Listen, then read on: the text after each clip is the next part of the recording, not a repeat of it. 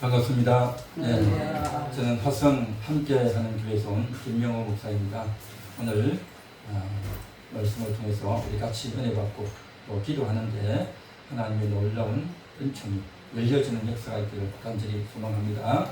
하나님의 말씀 보겠습니다. 누가복음 24장 15, 16절입니다.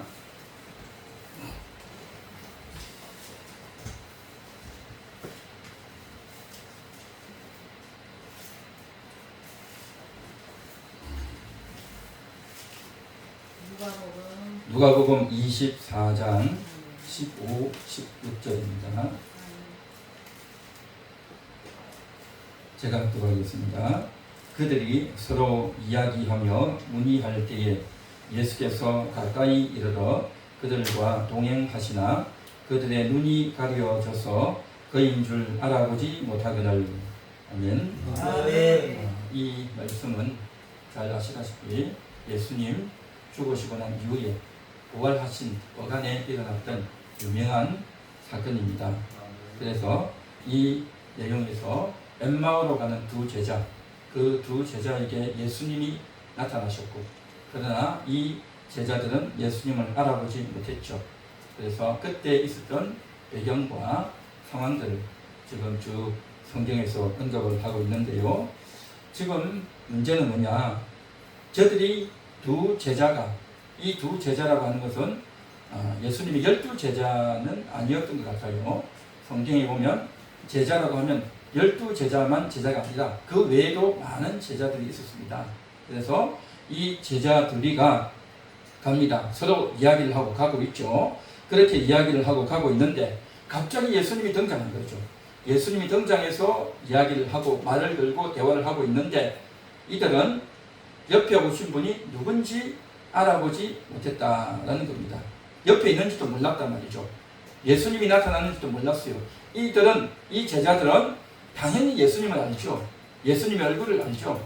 3년 동안 예수님과 함께 다니면서 말씀도 듣고 또 가까이 있고 해서 너무나도 잘 아는 사람들이단 말이죠. 그런데 예수님이 왔는데도 얼굴을 몰라보는 거죠. 우리가요 가끔씩 보면 어떤 사람들이 변신을 하고 나타나면 얼굴을 잘 몰라보죠. 특히 여성분들 갑자기 파마를 하고 나온다든지 다른 옷을 딱 입고 나오면 잘 몰라본단 말이죠. 그래가지고 누구지? 할 때가 많죠. 그래서 이 교회에서도 사역을 하다 보면 여성들이 이렇게 변신을 하고 오면 잘 몰라볼 때가 있어요. 그래가지고 누군가 하고 있으면 나를 몰라보냐고 서운하다고 막 그런 경우들도 많이 있는데 어쨌든 예수님의 이미지가 좀 달라졌던 것 같긴 해요. 왜냐하면 성경 곳곳에 예수님이 부활하신 날에 마리아도 그렇고 제자들도 그렇고 예수님이 얼굴을 봤는데 잘 몰라봤던 것 같아요. 그러니까 예수님이 죽으셨다가 다시 부활해서 살아나시면서 예수님의 얼굴이 좀 변신해서 좀 달라졌던 그러한 감도 있었던 것 같아요. 어쨌든 저들은 예수님의 얼굴을 몰라봤다는 거죠. 그런데 성경은 뭐라고 말하냐면 저들의 눈이 가려졌다 그렇게 말합니다. 예수님의 얼굴이 변했다, 용모가 바뀌었다라고 말하지 않고 저들의 눈이 가려졌다 그렇게 말을 해요. 성경이 그렇게 말을 하니까 이것은 참인 줄 믿습니다. 그래서 이제 막달라 마리아도 부활해서 오신 예수님을 알아보지 못했고 다른 갈릴리 제자들도 알아보지 못했고 인식하지 못했던 겁니다. 그리고 엠마오로 가는 이 두 제자들도 예수님을 알아보지 못했다라는 거죠. 그래서 오늘 여기에 나와 있는 말씀처럼 눈이 가려져서 그인 줄 알아보지 못하거늘, 이것은 단순한 외형이 바뀌었다 그런 의미가 아니라 눈이 가려졌다는 거죠. 그러나 눈이 가려졌는데 나중에는 알아보게 되는 거죠. 알아보게 되는 겁니다. 눈이 열리니까 알아보게 되죠. 그래서 이 사건의 의미가 뭐냐는 거죠.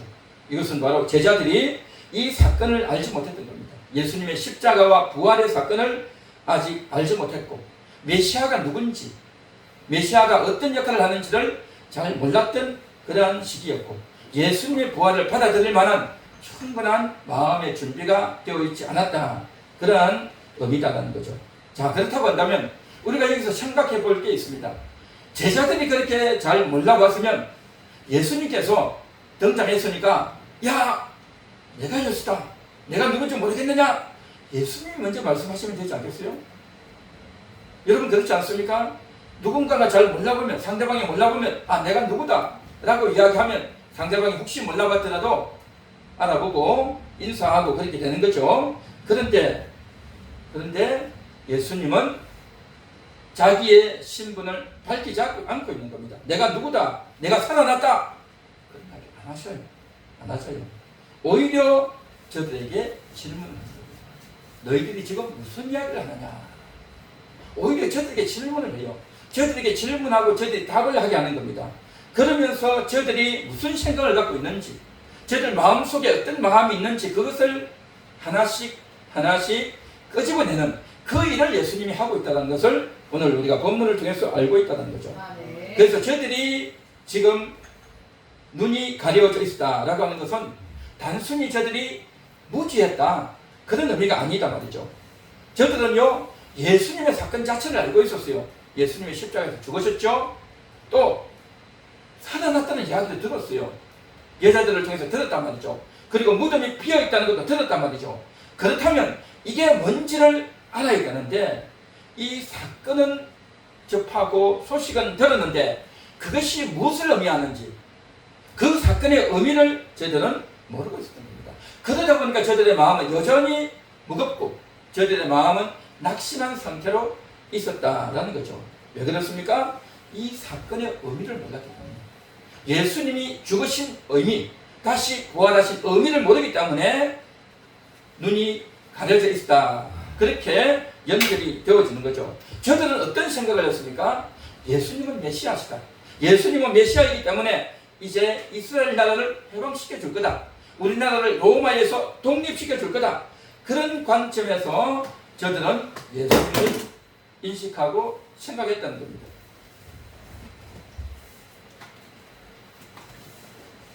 그런데 예수님이 죽었단 말이죠. 고난받고 죽었단 말이죠. 비참하게 죽었단 말이죠. 그러니까 이제는 예수님이 죽으시는 모습도 다 봤지. 이제는 끝나버렸고 메시아는 실패한 거다. 저들의 희망과 기대는요 다 붕괴되는 겁니다.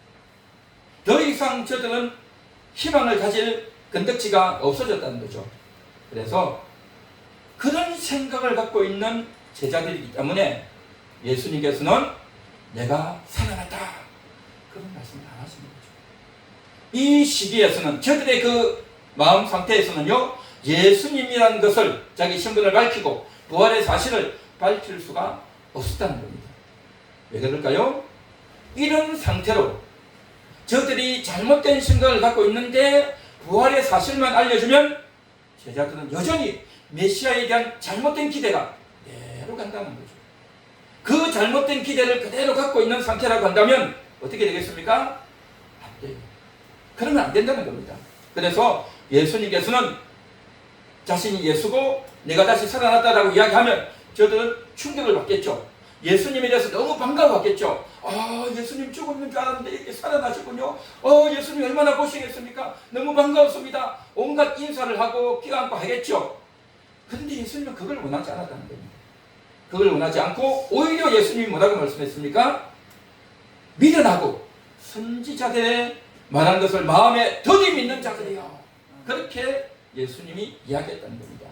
그러면서 예수님이 이어서 이야기하는 것이 뭐냐?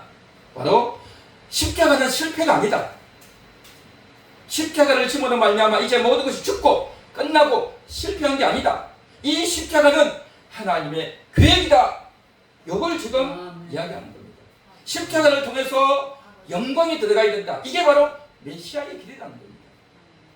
이것은 하나님의 계획이었고 예수님이 그런 길을 걸어가고 계셨다는 겁니다. 예수님께서는요 저들에게 기적을 보여주는 것이 아니라 다시 살아난 걸 보여주면 얼마나 충격이겠습니까? 세상에 죽었다가 사는 사람이 어디 있습니까? 죽으면 끝이잖아요. 그 죽은 사람이 다시 살아나다니. 예수님이 죽은 나사로도 살리고요 죽은 사람을 많이 살렸잖아요. 그랬는데 예수님 자신이 살아나서면 야 이거야말로 대단한 기적이다 말이죠. 최고의 기적 아니겠습니까? 그러면 이 제자들이 너무 기뻐하고 너무 신나고 야 기적이 나타났다. 드디어 예수님이 살아났다. 그렇게 됐겠죠. 근데 예수님 그걸 원치 않았었어요. 그걸 원치 않았어요. 말씀을 통해서 깨닫게 되기를 원했다는 거예요. 참된 믿음이 뭡니까? 참된 믿음, 하나님의 뜻을 이해하는, 하나님의 말씀을 깨닫는 것, 그 인식과 깨달음 위에 믿음이 세워져야 된다는 거죠. 그런데 저들은 예수님에 대해서 어떻게 생각했느냐? 이스라엘을 속량할 자다, 그렇게 생각했습니다. 이스라엘을 속량한다는 뭘까요? 우리는 보통 속량이라고 하면 이스라엘을 죄를 씻어주신다, 죄의 값을 다 치러주신다 라고 우리가 생각을 하죠. 우리는 다 그렇게 생각해요. 그러나 이때 당시 제자들은, 이스라엘 사람들은 그렇게 생각하지 않았어요. 그 속량이 뭐냐? 죄를 씻는 속량이 아니라 이 이스라엘 나라 공동체가 로마의 식민지로 있는데 여기서 벗어나는 것, 이게 바로 저들은 속량이다, 이렇게 생각했던 거예요. 그래서 저들은 민족적으로 억압을 받았고, 경제적으로 빈곤했고, 착취를 받았고, 이방 권세에게 통치를 받는 그러한 비참한 신체에 있는 것, 이걸 저들은 극복하고 싶고 벗어나고 싶었단 말이죠. 그런데 예수님이 다윗의 자손 아닙니까? 다윗이 누굽니까? 이스라엘의 가장 위대한 왕 아닙니까? 믿음으로 전쟁에 나갔고 가는 데마다 이겼고 한 번도 져본 적이 없는 백전백승했던 사람이 다윗 아닙니까? 그 위대한 정치적인 군사적인 왕, 그 다윗의 후손으로 예수님이 오니 그 예수님이야말로 위대한 일을 할 수 있을 거다, 그렇게 생각했던 겁니다. 자, 보십시오. 예수님은요, 병자를 위해서 다 고치잖아요. 전쟁에 나가서 싸우다가 다치고 죽으면 예수님이 기도 한 방이면 다 사는 거예요. 다 사는. 오병이어의 기적도 행하니까 전쟁을 하다가 음식이 없다, 마음껏 음식 충전할 수 있는 거죠. 그러니까요, 보십시오. 식량 되죠. 싸우도 다쳐도 다시 낫죠. 그러면요, 얼마든지 이길 수 있는 거예요. 얼마든지. 저들의 예수님에 대해서 생각한 것은요, 다윗은 그런 거 못했단 말이죠. 그러나 예수님은 한단 말이죠. 이 예수님이야말로 위대한 메시아다 생각했단 말이죠. 그랬는데 완전히 끝나버렸단 말이죠.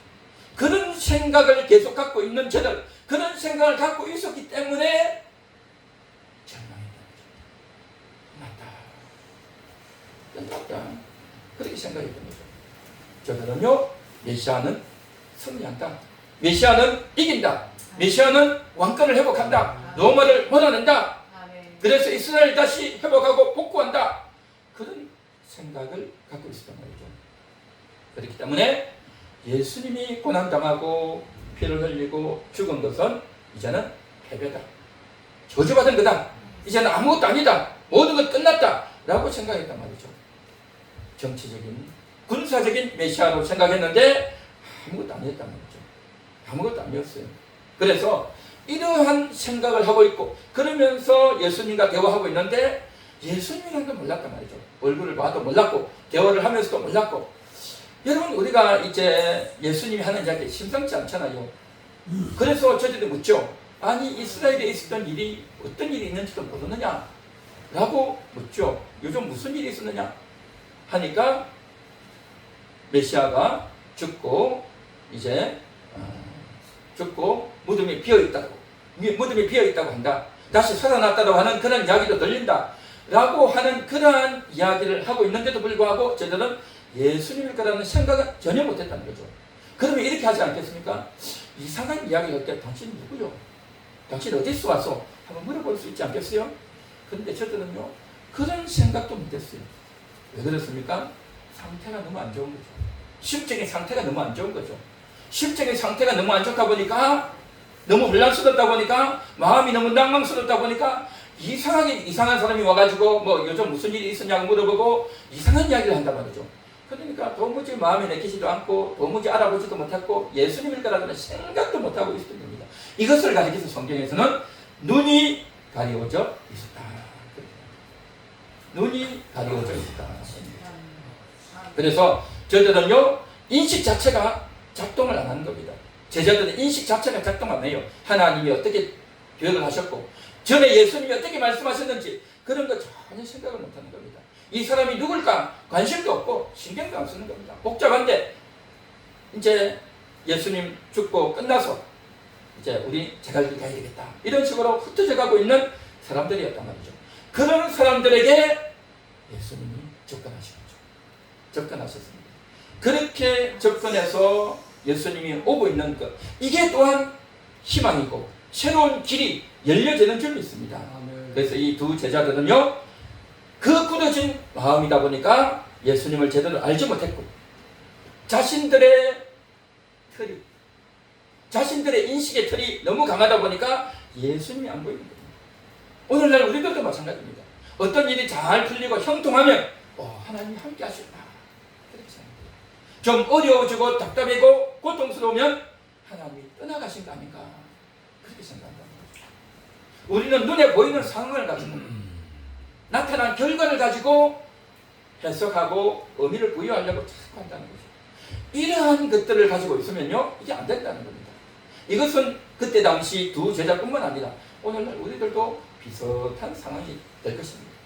그래서 오늘 우리는 이 말씀을 통해서 정말 어떻게 이것이 풀려나가는가를 오늘 우리가 바라봐야 될 줄 믿습니다. 네. 자, 그런데 이제 뭐라고 말합니까? 그 예수가 이스라엘을 속량할 자로 여겼는데 그는 죽었다. 그런데 여자들이 가서 보니까 무덤이 비어있다고 하더라. 그리고 또 하는 이야기는 그가 살아났다고 하는데 그가 어디로 갔는지 모르겠다, 그런 이야기를 하는 겁니다. 이쯤 이야기하면 눈치를 채야 되는데 저들은 도무지 눈치를 채지 못했던 겁니다. 도무지 이 사건의 의미를 이해를 못하는 겁니다. 해석을 못하는 거죠. 해석을 못해요. 십자가도 알았고 빈 무덤도 알았고 예수님 부활의 소문도 들었지만 여전히 저들의 생각은 혼란스러운 겁니다. 의미를 몰랐기 때문에, 예수님의 십자가의 의미, 부활의 의미를 몰랐기 때문에 그랬다는 겁니다. 바로 이 지점에서, 혼란스러워하고 있는 이 지점에서 예수님이 드디어 등장하십니다. 말씀하시는 겁니다. 저들에게 부족한 것은 정보력에 부족한 것이 아니라, 단순한 사건을 모르는 것이 아니라 그 사건들을 연결하는 능력이 없는 겁니다. 그 사건을 연결하는 능력이 없다는 겁니다. 그런 상태에 있는 자들에게 내가 예수다, 내가 다시 부활했다 라고 말씀하지 않는 겁니다. 말씀하지 않아요. 만일에 예수님이 내가 다시 살아났다라고 이야기하면 저들이 뭐라고 하겠습니까? 너무 반가워하겠죠. 처음에는 의아해하겠지만 다시 반가워하고, 그러면서 예수님을 가지고 다시 희망의 불을 되살리며, 야, 예수님이 다시 살아났네, 우리 다시 로마로 진격하자, 우리 다시 메시아의 역할을 해주세요. 그러니까 자기들의 기대는요 그대로 가져가는 거죠. 자기들의 희망과 기대가 그대로 살아간다는 거죠. 예수님은 그걸 원치 않았다는 겁니다. 그래서 예수님은 저들에게 부활 자체보다도 왜 메시아가 죽어야 되는지, 메시아가 왜 죽어야 되는지, 왜 죽었다가 다시 살아나야 되는지, 그것을 성경에 다 기록했다는 거죠. 선지자들이 다 기록했고, 또 예수님도 이야기했잖아요. 예수님께서도 제자들과 함께 갈 때 인자가 이제 죽고 다시 살아나야 될 것이다. 유대인들에게 죽고 살아나야 될 거다. 여러 번 이야기했어요. 예수님이 여러 번 이야기해도 저들은요 그 이야기가 귀에 안 들려오는 거예요. 예수님이 죽다니요, 그런 소리 하지 마세요. 저들은 다 그렇게 생각했다는 거예요. 그러니까 예수님의 그 말씀이 귀에 안 들리는 거죠. 안 들려. 우리도 어떤 내 생각과 반하는 이야기를 하면 잘 안 들린다는 거죠. 뭐 그런 쓸데없는 이야기 하는 거야, 뭐 이상한 이야기 하는 거야, 말도 안 되는 소리 하지 마, 그렇게 넘어가 버린다는 거죠. 우리가 그렇지 않습니까? 예수님의 사건에 대해서도 저들은 그랬다는 겁니다. 이것은 단순히 예수님의 말씀을 못 들은 것이 아니라 하나님의 뜻을 받아들이고자 하는, 예수님이 말씀하시는 하나님의 뜻을 받아들이고자 하는 인식이 없었던 겁니다. 영적인 둔감함이죠. 영적으로 둔하다는 거죠. 영적으로 둔하다. 영적으로 둔하다는 것은 뭐냐면 IQ가 낮다는 것이 아니고, 정보력이 없다는 것이 아니고, 그 하나님의 뜻을 받아들이려고 하는 마음 자세, 하나님의 뜻을 수용하려고 하는 마음의 자세, 그게 없다는 거예요. 그게 없으면요 안 들립니다. 이건 중요한 이야기예요. 그래서 정말 저들은 자신들의 기대에 맞는, 병도 고쳐주고 이적도 행하고 오병이의 기적도 행해주고 또 예수님의 병자도 고쳐주고 좋은 일하고 또 기적을 행하고 하면 받아들이고 예수님을 따르고 하지만, 자기들이 조금 받아들이기 쉽지 않은 것은 안 된다는 거죠. 이게 그 제자들만 그렇게 나오는 거죠. 이것은요 오늘날 모든 성도들이 생각해 봐야 될 문제다라는 거죠. 그러니까 예수님 말씀의 의지는 뭡니까? 의미는 바로 고난을 받고 영광이 들어가야 된다. 그냥 영광이 아니라 고난을 받고 영광이 들어가야 된다. 그런데 제자들의 생각은 뭐였습니까? 메시아는 승리의 메시아다. 메시아는 정치적인 메시아다. 메시아는 영광스러운 왕이다. 그 생각만 갖고 있는 거죠. 그 생각만 갖고 있는데 예수님은 십자가에 죽었죠. 매를 맞았죠. 비참하게 죽었죠. 이제는 끝났죠. 회복할 수 없죠. 우리나라의 꿈이 다 사라져 버렸죠. 다 끝나버린 겁니다. 다 끝나버렸다는 거죠. 그래서 이러한 저들의 생각을 드러내고 그들이 어떤 생각을 하고 있는지, 그것이 왜 잘못됐는지, 그래서 성경에서 하나하나 이제 밝혀주고 이야기해주는 것. 그것이 바로 예수님께서 두 제자들을 만나서 저들을 회복시키는 그러한 과정이었다라는 거죠. 그래서 저들은요, 십자가와 부활을 따라갔습니다. 십자가는 실패, 부활은 성공, 그것만 생각합니다. 그런데 부활은 성공인데 저들은 부활을 성공으로 본 게 아니라 혼란스럽다 생각. 죽고 끝났는데 뭐 다시 살아났다고 하냐? 저 여자가 본 게 맞아? 혼란스러운 겁니다. 이게 어떻게 된 거야? 되는 거죠. 혼란스러운 겁니다. 받아들이지를 못한단 말이죠. 그래서 예수님께서 하신 말씀이 뭡니까? 미련한 자들이요. 미련하다는 것은 무지하다는 것이 아니라 하나님의 뜻을 받아들이지 못하는, 여러 번 말씀해도 받아들이지 못하는 그러한 무지가 있다는 거죠. 영적인 둔감이라는 거죠. 그래서 십자가는 실패가 아니다. 하나님의 뜻이다.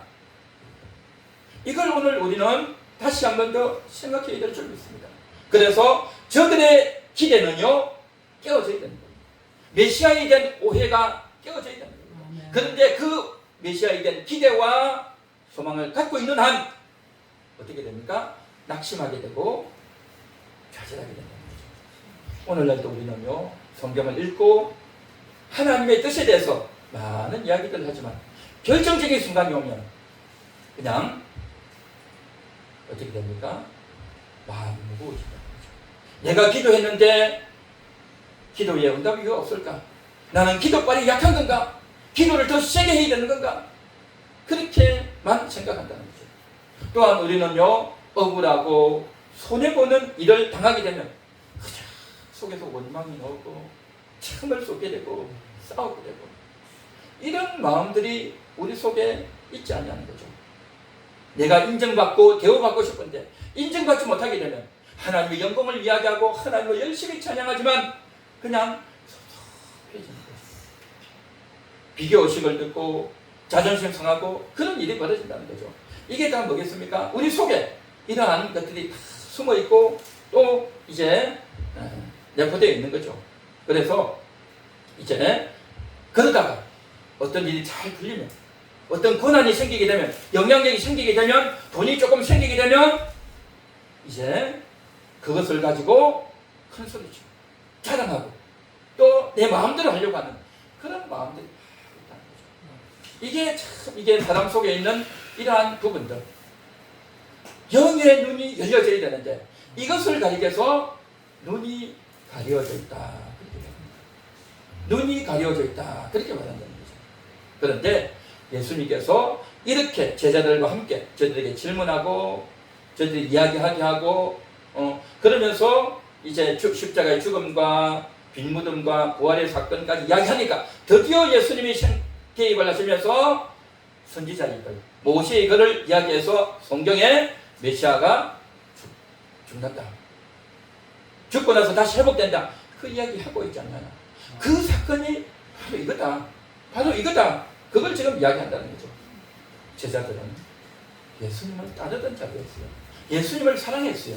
예수님을 존경했어요. 그런데 눈이 가려져 있다.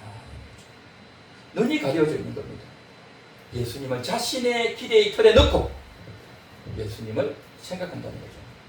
그래서 영의 눈이 열려져야 된다는 것은 뭐냐? 우리 속에 있던 그 기대, 내가 생각하고 있는 그것, 이게 벗겨지고 끼워져야 되는 점이 있습니다. 다윗이요, 마지막 죽기 직전에 어떤 일이 벌어집니까? 아도니아가 나서가지고 자기가 왕이 되려고 요압을 부르고 또 다른 제사장을 불러가지고 자기가 왕권을 차지하려고 했죠. 그때에 나단이 와가지고 다윗 왕에게 왕이시여, 왕은 아도니아를 왕으로 세웠습니까? 딱 그렇게 묻고 있죠. 왕으로 세운 적이 없죠. 그런데 아도니아가 지금 자기가 왕이 되려고 하고 있다는 거죠. 그러면서 다윗이 허락한 것이냐, 그렇게 이제 위장을 해가지고 자신들이 기름 붓고 이렇게 하려고 했죠. 그때에 나단이 들어가고 또 누굽니까? 바세바가 들어가서 왕이시여, 왕이 나에게 약속하지 않았습니까? 네 아들 솔로몬이 왕이 될 거라고 약속하지 않았습니까? 그런데 지금 현재 상황이 어떤 상황입니까? 라고 이야기했단 말이죠. 그때야 다윗은 지금 죽어가는 겁니다. 눈도 뜨지 못하고 정신이 오락가락하는 그런 상태단 말이죠. 그런 상태에 정신을 차려가지고 빨리 가서 솔로몬에게 기름 붓고 왕으로 세우라. 그때 일이 벌어지는 거죠. 그런데요, 성경을 자세히 보면 어떻게 되어 있냐면요, 다윗이 정신이 잃기 전에 이제 앞으로 성전을 지어야 된다. 하나님이 나에게는 허락지 않았지만 내 아들 솔로몬을 통해서 성전을 지어야 된다 하고 하나님이 나에게 말씀하셨다. 내 아들들 중에서 솔로몬을 택해서 그가 성전을 지을 거다. 하나님이 그렇게 말씀하셨다는 거죠. 그렇게 말씀하셨고, 그래서 공개적인 장소에서 모든 이스라엘의 지도자들 또 족장들 많은 사람들을 모아놓고 공개적으로 성전을 지을 거다라고 이야기를 다 했단 말이죠. 다 알고 있는 내용이에요. 사실은 이 모든 일들을 다 알고 있는 내용이면 이스라엘의 유명한 인물들이 몰랐겠냐 말이죠. 아도니아는 다윗의 아들들 중에 암논 죽었죠. 압살롬 죽었죠. 이제 자기 차례인 거죠. 그렇죠? 이제는 자기 차례고, 이제는 내가 왕이 되어야 되겠다 라는 생각을 했던 거죠. 그런데 솔로몬은 아직 그때 당시에 나이가 20살 정도 되나 마나 하는 좀 어린 나이죠. 20살짜리가 왕이 되기는 좀 어리죠. 그래서 자기가 왕이 되고 싶은 거예요. 그런데 앞으로 성전을 솔로몬이 지어야 되고 왕으로 세워져야 된다는 것을 이야기를 했는데 공식적인 즉위식은 안 했던 거죠. 후계자로 선대 왕이 직접 인정하고 공포해야 되는데 그 공포를 안 했다는 거죠. 그러니까 애매한 상태죠. 정치적으로 애매한 상태다 말이죠. 그 애매한 상태라는 것을 아도니아가 딱 체크해가지고, 아, 이때다. 이때 우리가 먼저 선수를 쳐야 되겠다. 이렇게 된 거죠. 그렇게 해서 선수를 쳐서 왕이 되고 다윗이 허락했다. 이런 식으로 몰고 가려고 했는데 그 일이 다 깨져버린 거죠. 다 깨져버린 거죠. 아도니아는 나름대로 지혜도 있었고 많은 백성들이 따랐고 거기다가 요압이 함께 했잖아요. 요압이 누굽니까? 다윗이 백전백승할 수 있도록, 물론 하나님께서 궁극적으로 이기게 하셨지만 직접 전투에 나가서 싸운 사람은 요압 아닙니까? 그러니까 다윗을 너무 잘 알고 또 다윗과 함께 했던 그 인물, 그 다윗과 함께 했던 그 인물이 아도니아를 지지한다. 야, 이거 얼마나 대단한 거 아닙니까? 그리고 그때 당시 제사장이었던 아비아달, 그 아비아달도 하나님의 제사장이니까 영적인 지도자잖아요. 그도 함께 한단 말이죠. 그러면서 저들이 이제 뭔가를 만들어 보려고, 일을 이루어 보려고 그렇게 했던 거죠. 그런데 여기에는 하나님의 뜻이 어디 있습니까? 그걸 저는 살피지 않았다는 거죠. 하나님께서는 다윗을 통해서 솔로몬이 왕이 되고 성전 건축을 해야 된다는 걸 이미 밝혔지만, 그럼에도 불구하고 그것보다도 지금 다윗이 죽어간다, 다윗이 죽으면 모든 것이 끝난다, 모든 것이 엉망이다, 공식적으로 솔로몬을 왕으로 공개적으로 선언하지 않은 상태다, 이 시기를 놓치면 안 된다, 이 타임을 잘 맞춰서 내가 진격해야 된다 라고 생각했던 거죠. 그런데 그것은 자기들이 욕심인 거죠. 하나님의 뜻이 어디 있는지를 생각하지 않고 자기들의 뜻을 세우기 위해서, 자기들의 욕망을 이루기 위해서 내세우다 보니까 하나님의 뜻은 안 보이는 거예요. 사람이요, 자기 계획이 있으면, 자기 뜻이 있으면요, 자기 욕망이 있으면요, 하나님의 뜻이 안 보입니다. 오늘날 많은 사람들이 자기에게 이제 욕망이 있으면 그 욕망을 이루기 위해서 거기에 시간을 썼고 에너지를 썼고 혼신의 힘을 다, 돈을 다 모아서 간단 말이죠. 오늘날 주식 투자하고 하는 사람들 뭐합니까? 얼마나 열심히 합니까? 하루에도 수십 번 수백 번 핸드폰을 보고 주식 투자하고 넣었다 뺐다 하고 얼마나 열심히 하는지 모릅니다. 열정이 대단한 겁니다. 우리도 마찬가지예요. 우리도 하나님께 나서 기도하고 열심히 기도하고 해야 되죠. 그런데요, 그 열정이요, 심령이 깨끗하지 못하면, 하나님의 뜻으로 채워져 있지 않으면, 내 속에 계획과 내 욕망이, 내 뜻이, 내 고집이 있으면요, 영의 눈이 안 열려요. 기도 많이 한다고 영의 눈이 열리는 줄 아십니까? 물론 기도하셔야 되죠. 하나님께서 간구하고 부르시지 않습니까? 기도해야 되죠. 그러나 기도가 아니라, 기도만이 아니라 영의 눈이 열려요. 내 속에 있는 욕심과 뜻과 고집이 그대로 있는 상태에서 능력 달라고 하면 어떻게 됩니까? 그 능력 가지고 뭐 하겠어요? 자기 욕심이 이른다니까요. 자기 뜻을 이룬다니까요. 그러면 아도니아 짝이 나는 거고, 오늘날 많은 사람들이 다 그렇게 산단 말이죠. 그렇기 때문에 우리는요, 기도만 세게 할 게 아니라요, 기도도 열심히 해야 되지만 무엇보다도 내 뜻에, 내 생각에 하나님의 뜻을 세우고 내게 있는 욕심을 내어버려야 되는 겁니다. 영의 눈이 열려야 된다는 거죠. 영의 눈이 열려야 기도가 되고, 영의 눈이 열려야 하나님의 인도하심이 보이는 거죠. 영의 눈이 열리지 않으면 어떻게 되겠습니까? 사건이 복잡하고 혼란스럽고, 그러면 더 어떻게 되겠습니까? 정치적으로 개선해서 이런 일이 있었고 저 사람은 무슨 생각하고 나는 어떻게 해야 되겠다, 이런 여러 가지 경우의 수를 두고 이게 가능성이 있겠는가, 어떻게 하면 되겠는가, 그런 머리만 쓰게 된다는 거죠.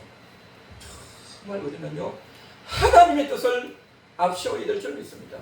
하나님의 뜻이면 내가 실패해도 됩니다. 하나님의 뜻이라면 내가 안 하겠습니다. 정말 이게 되어야 될 줄 믿습니다. 이게 되지 않으면요, 제 아무리 기도를 한들 그 기도가 무슨 의미가 있겠냐는 거죠. 오늘 이 말씀을 통해서 정말 우리가 영의 눈이 열려야 될 줄 믿습니다. 영의 눈이 열리는 것은 내 오름, 내 뜻, 내 계획을 내려놓고 하나님의 뜻을 살피고 하나님의 인도하심을 살펴서 겸손하게 달려가야 될 줄 믿습니다. 그렇게 되기까지 내가 죽어지는 과정, 그게 우리의 기도가 되어야 되는 겁니다. 내가 죽어지지 않고 열심히만 한다고 해서 되는 게 아니라는 거죠. 세상 사람들도 열심히 해요. 도박꾼들도 열심히 하고요, 도둑놈들도 열심히 하고요, 못된 짓 하는 자들도 열심히 하고, 얼마나 열심히 사는지 모릅니다. 다 열심히 살아요. 열심히 산단 말이죠. 네. 무엇을 위한 열심이고 그 속에 뭐가 있느냐가 중요한 거죠. 오늘 우리도 그렇게 해야 될 줄 믿습니다. 하나님께 기도하면서도 내 속에 뭐가 있는지, 하나님의 뜻을 앞세우고 있는지, 내 뜻과 내 고집이 이루기 원하는지 우리는 오늘도 겸손하게 살피고 하나님 앞에 내려놓고 회개하면서 주여, 주의 뜻이 이루어지기 원합니다. 영의 눈을 열어주시옵소서. 영의 눈을 열어주시옵소서. 오늘 이 시간 우리 이렇게 다같이 통성으로 한번 기도하도록 하겠습니다. 같이 한번 통성으로 기도합니다. 하나님 아버지 감사합니다. 하나님 아버지 감사합니다. 오늘 이한 시간도 주의 말씀 가운데 우리가 온전히 거할 수 있기 원합니다. 영의 눈이 열리기 원합니다. 영의 눈이 열리기 원합니다.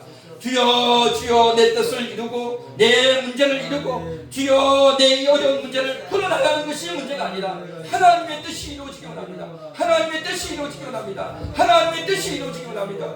주여, 주여 인도하여 주시고, 주여, 인간의 욕망은 사라지고 인간의 고집은 사라지고 하나님의 뜻이 이루어지는, 하나님의 뜻이 이루어지는 그러한 우리의 심령이 되고 우리의 교회가 되고 우리의 기도원이 되고 우리의 가정이 되고 우리의 일생이 되고 우리의 사역이 되게 하옵소서. 주여 감사합니다. 인도하시고 역사하여 주옵소서. 예수님의 이름으로 기도하옵나이다. 아멘.